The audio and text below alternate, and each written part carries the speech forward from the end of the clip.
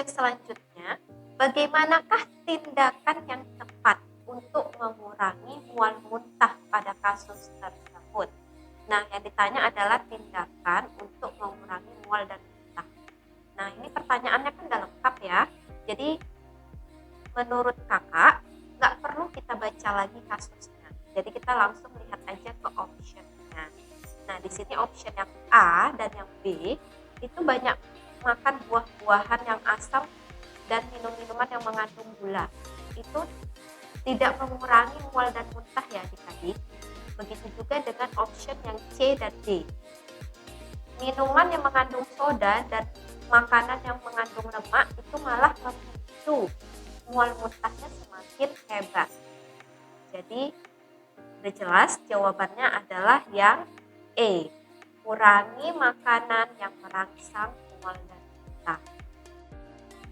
Nah, kasus yang selanjutnya, berapakah taksiran berat janin pada kasus tersebut? Nah, jika yang ditanya adalah taksiran berat janin, maka kita hanya fokus melihat pada tinggi fundus uterusnya dan apakah kepala janin udah masuk PAP atau belum. Nah, langsung aja kita lihat nih ya, hasil pemeriksaannya. TFU-nya 33 cm. Kemudian katanya belum masuk PAP. Nah, kita langsung masuk ke rumus ya. TBC TFU dikurang 12 dikali 155. Nah, TFU-nya katanya 33 cm dikurang 12 dikali 155. 33 dikurang 12 itu 21 ya, dikali 155. Nah, coba kita kalikan ya. 155 kali 21. 155, 2 kali 5, 10, 11, 3, 1, 5, 5. Jadi jawabannya adalah 3255 gram. Berarti jawabannya yang E, 3255 gram. Jadi, pada kasus yang seperti ini, diharapkan kepada adik-adik agar hafal kali-kali ya. Jadi, mulai sekarang dihafal loh kali-kalinya.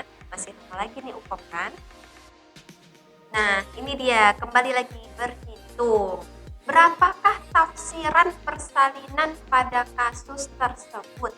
Nah, jika yang ditanya adalah tafsiran persalinan, maka kita hanya fokus pada HPHT.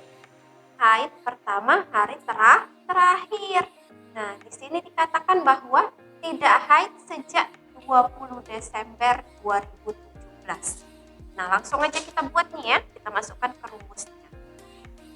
HPHT-nya tanggal 20 bulan 12 tahun 2017. Nah, rumusnya adalah tanggal ditambah 7, bulan dikurang 3, tahun ditambah 1. 20 tambah 7, 27.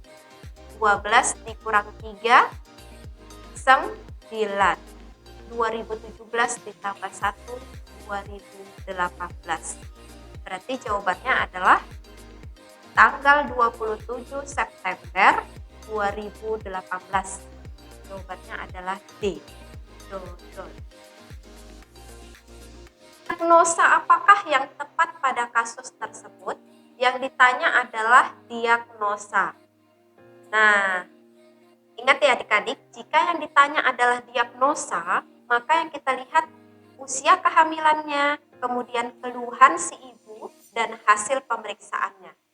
Di sini dikatakan bahwa usia kehamilannya adalah 43 minggu. Ibunya mengeluh sering keluar cairan dari kemaluannya sejak 4 minggu yang lalu dan gerakan janin juga berkurang.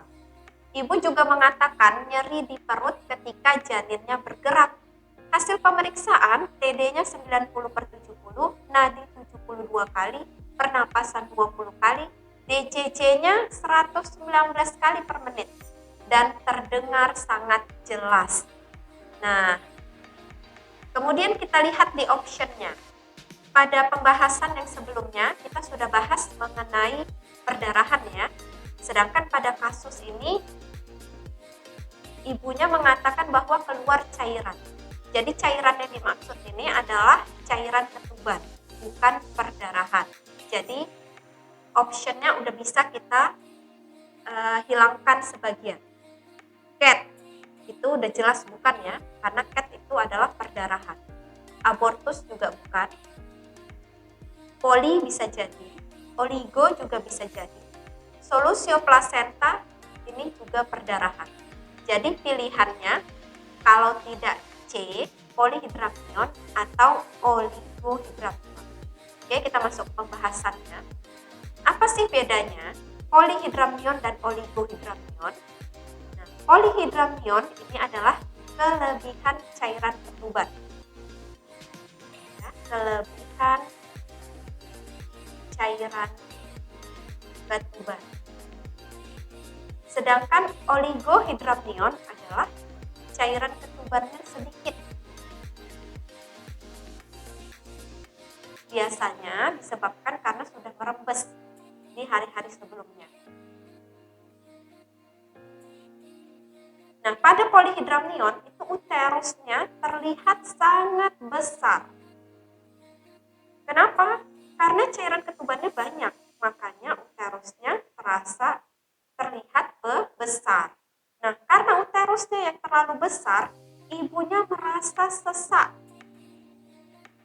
Kemudian, karena cairan ketubannya juga yang terlalu banyak, DCC-nya juga sulit didengar. Nah, sedangkan oligohidramnion, karena cairan ketuban sudah merembes di hari-hari sebelumnya, maka uterusnya akan terlihat kecil. Iya, benar, kecil. Kemudian, setiap pergerakan janin akan terasa nyeri. Nyeri setiap pergerakan janin. Nah, karena cairan ketubannya sudah mulai sedikit, DCC pun mudah banget terdengar.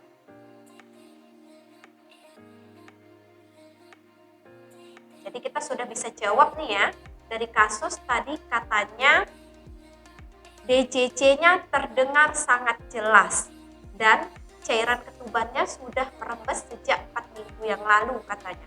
Berarti jawabannya adalah D, oligohidramnion.